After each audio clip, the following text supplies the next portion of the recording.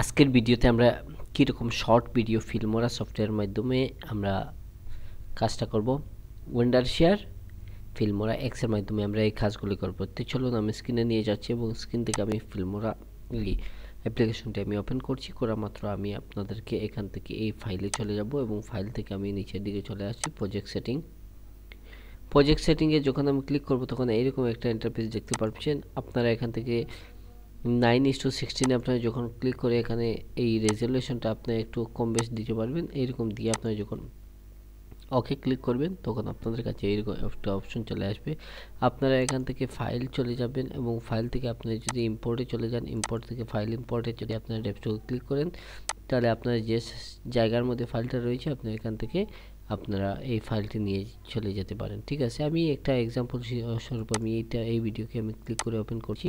Open করা মাত্রই আপনাদের কাছে এরকম চলে আসছে। আপনারা দেখবেন লোডিং হওয়া মাত্র আপনাদের কাছে কীরকম ইন্টারফেসে চলে আসছে। আমি এখান থেকে সুইচ ড্র্যাগ করে আমি নিচের দিকে চলে আসছি। এখন যখন আমি নিচে নিয়ে আসছি তখন আপনারা দেখতে পারবেন এইরকম অবস্থা। আমার রেশিও সাইজটা বলেছে দেওয়ার জন্য আমি এই রেশিও সাইজটা আমি দিয়ে দিচ্ছি। আমি যখন ক্লিক করব তখন আপনারা এইরকম দেখতে পারবেন। আমি যদি আবার এরকম হয়ে গেছে, তাও আমার যদি কোনো প্রবলেম হয়ে যায় আমি এখান থেকে আমি আবার সেটিংয়ে আমি এই ভিডিওর উপরে আমি ক্লিক করব। ক্লিক করা মাত্র আমি এখান থেকে স্পিড ডিউরেশন আমি দিয়ে দিতে পারবো, বা এখান থেকে যদি আমি ক্রপ এবং জুমের মধ্যে আমি ক্লিক যদি করি তাহলে আমি এখান থেকে জুম বা ক্রপ করে নিতে পারি। কীরকম ক্রপ করবো আপনারা এখান থেকে দেখতে পাচ্ছেন। এখান থেকে 16:19 রয়েছে, আমি এখান থেকে শুধু 9:, এইরকম অবস্থায় আমি যখন আমি দিয়ে দিব তখন আপনাদের কাছে এইরকম অবস্থায় চলে আসবে। আপনারা এখান থেকে ওকে করে দিবেন। ওকে করা মাত্র আপনাদের কাছে চলে যাবে ভিডিওটি কীরকম হয়েছে। আমি আপনাদেরকে স্টার্টিং থেকে আমি দেখানোর চেষ্টা করব। বুঝতে পেরেছেন যে শর্ট ভিডিও কীরকম তৈরি করতে হয়।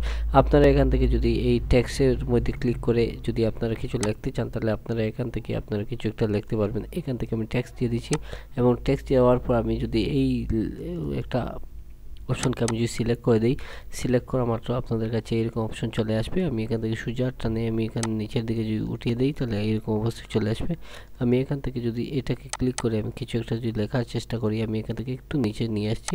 আমি এখান থেকে লিখছি, ঠিক আছে, আমি এখান থেকে লিখছি ওয়েলকাম।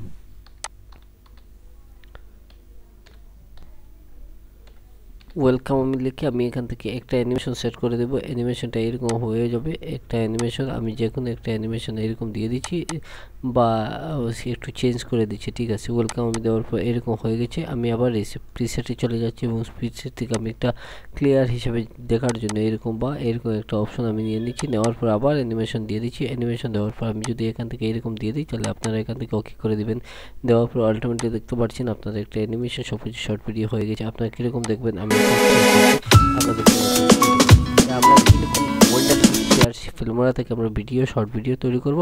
আপনার সব কিছু কমপ্লিট যদি হয়ে যায় তাহলে আপনারা এখান থেকে এক্সপোর্টে ক্লিক করবেন।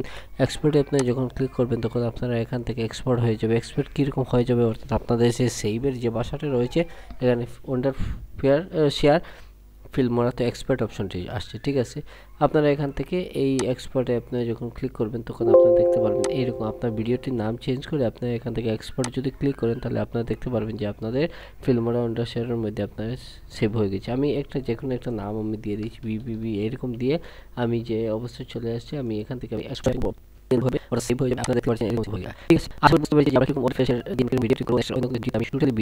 কিরকম করতে হয় ফিল্মোরা দিয়ে ওয়েন্ডারশিয়ার ফিল্মোরা দিয়ে আমি আপনাদেরকে শুরু থেকে লাস্ট পর্যন্ত দেখার চেষ্টা রাখবো। আশা করি আজকের ভিডিও অথরক। নেক্সট অন্য কোনো ভিডিওতে আবার আপনাদের সাথে দেখা হবে। ধন্যবাদ।